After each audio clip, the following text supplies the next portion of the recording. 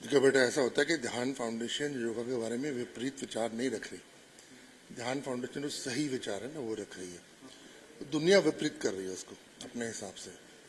देखो ऐसा था कि गुरुओं में एक द्रोणाचार्य थे। वो उनके पास क्या था और वो क्या पाने के लिए गुरु बने थे, और उनका अंत में क्या हुआ, और उनके शिष्यों का भी सबका क्या हुआ। दूसरी तरफ विश्वामित्र हैं। विश्वामित्र के पास पूरा राजपाट, पूरा वैभव था। उन्होंने क्या त्याग किया, क्या छोड़ा, और उनके शिष्यों को देखो, महामंत्र उनको प्राप्त हुआ। तो यही एक तरीके से आप समझ लो कि आपके पास एक चॉइस है कि आप विश्वामित्र की तरफ जाना चाहते हैं कि आप द्रोणाचार्य की तरफ जाना चाहते हैं। सारे के सारे उदाहरण हमारे शास्त्रों में आपको मिल जाएंगे। ये आपकी इंडिविजुअल चॉइस है, कौन गलत है कौन सही है।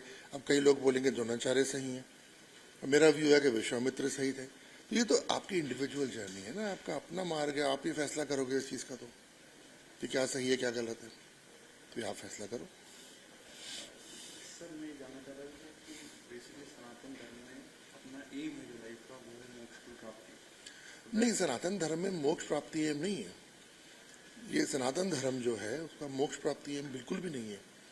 सनातन धर्म जो होता है उसका ये है कि जो ईश्वर का धर्म है, तभी उसको धर्म बोलते हैं, उसको सृष्टि पे लेके आना। ईश्वर का साम्राज्य जो है उसको सृष्टि पे लेके आना। ईश्वर के बनाए हुए जो नियम है उनका संचालन सही तरीके से सृष्टि में करना।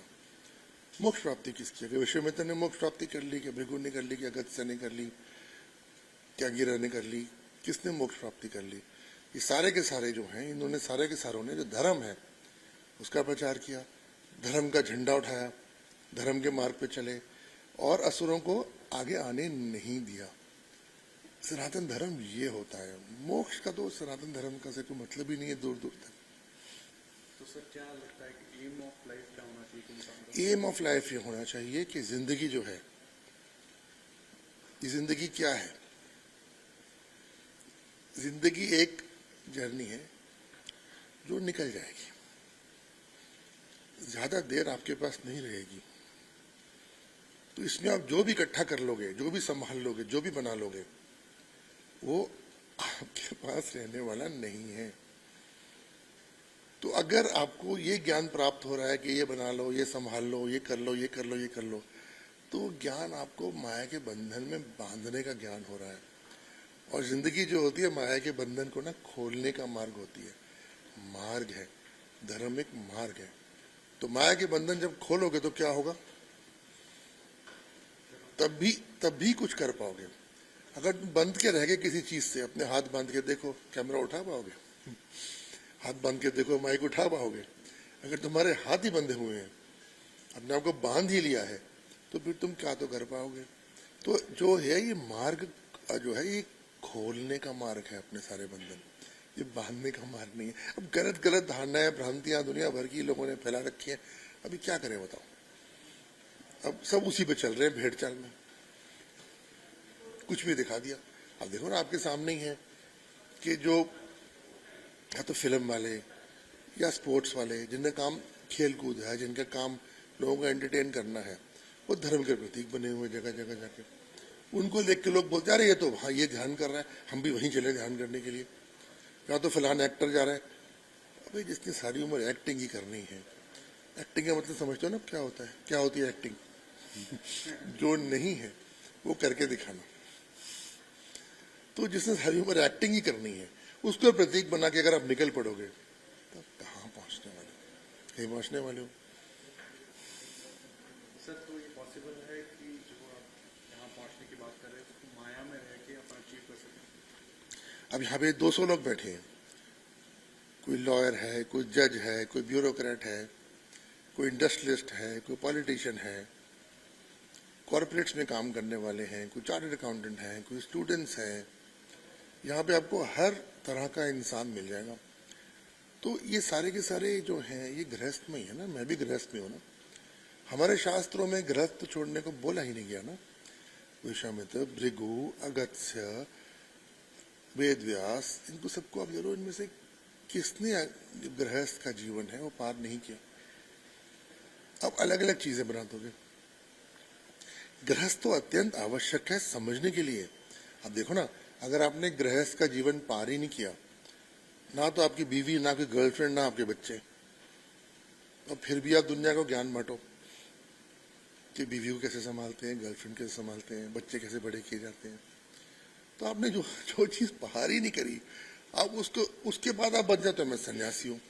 अब यूट्यूब पे व्यूज भी चाहिए आपको, सन्यासी को फिल्टर लगा लगा अच्छे अच्छे अपनी शक्लें दिखानी है आपने। मतलब मुझे ये समझ नहीं आया, मतलब होगा, एक प्रणाली होगी, धारणा होगी, मगर मुझे समझ नहीं आती। हमारा जो मार्ग है ना, वो मार्ग है सत्य का मार्ग है। तो ये जितने सारे के सारे आप इनसे आप बात करो, 200-100 लोग बैठे हुए सारे के सारे, ये सारे आपको अपने अनुभव बता देंगे, कहाँ से कहाँ पहुंचे हुए हैं, क्या किया इन्होंने, कैसे किया इन्होंने, किधर गए, सब बता देंगे। पूछो इनसे की करके बात करो, ये आपको समझाएंगे। हर मॉडल के लोग हैं, हर फैक्ट ऑफ लाइफ के लोग हैं। कई हैं, एक डॉक्टर है, 25 डॉक्टर हैं, और हर फील्ड के डॉक्टर हैं। उनसे पूछो, साइकोलॉजिस्ट भी हैं इनके अंदर, इनसे पूछो ना कि ये सारे गृहस्थ हैं, इन सबकी बड़ी बढ़िया लाइफ चलती है, मगर उसके साथ साथ इनके योग के अनुभव भी हैं।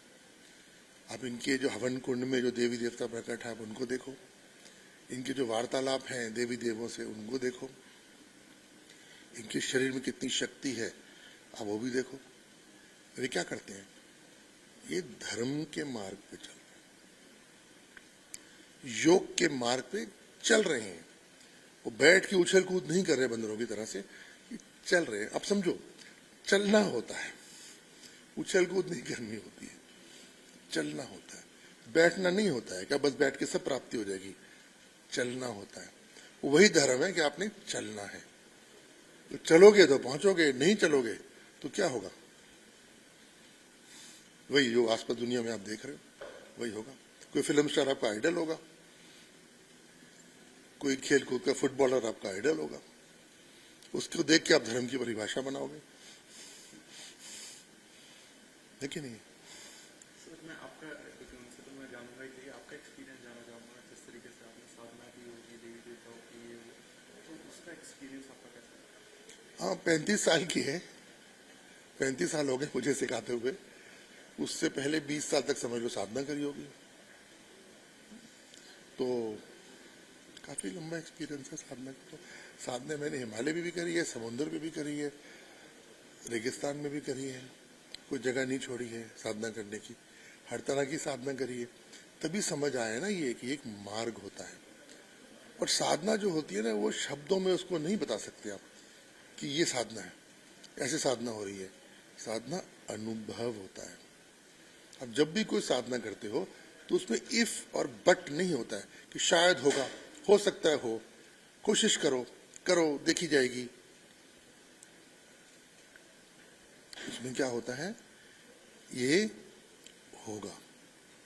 अब आपका ये माइक है ना, ये क्यों कर रखा है, इसमें से आवाज जाएगी, जाएगी ना। अब बोलो शायद जाएगी, हो सकता है जाए, तो आप कभी स्थिर कर पाओगे अपने आप को? जाएगी मतलब जाएगी। ये लाइट जलाई है तो लाइट तो आएगी कि नहीं आएगी। अब बोलो पता नहीं आ रही है नहीं आ रही, शायद आए शायद ना आए। तो ये जो है 100% साइंस होती है, 99% साइंस ये नहीं होती है। सर दो टर्म है जो कि बहुत ज़्यादा कंफ्यूज है अभी, अमावस्या और पूर्णिमा। सर अमावस्या के टाइम पे नेचुरली क्राइम सीन्स जो होते हैं वो ज़्यादा होते हैं, उसके पीछे सर क्या साइंस है? ये किसने बताया आपको अमावस्या के टाइम पे क्राइम ज्यादा होते हैं? लोग एग्रेसिव, किसने बताया?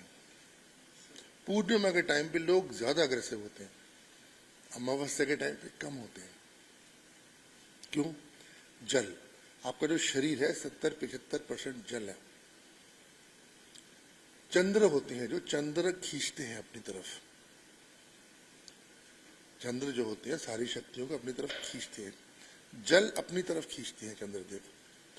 तो उस वक्त क्या होता है, जो आपके अंदर का जल है वो उबाल मारता है, उठता है ऊपर की तरफ। जब जल उठता है तो फिर क्या होता है, आप अजीब तरीके से बिहेव करना शुरू कर देते हो, आप अपने में कंट्रोल नहीं रहता।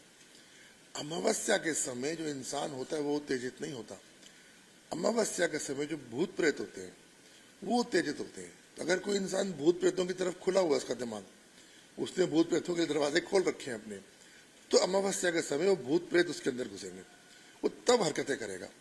मगर जो पूर्णिमा है उसमें हर नॉर्मल इंसान जो होगा उसके अंदर उत्तेजना आएगी ही आएगी। जल है, जल उठेगा, जल उबाल मारेगा।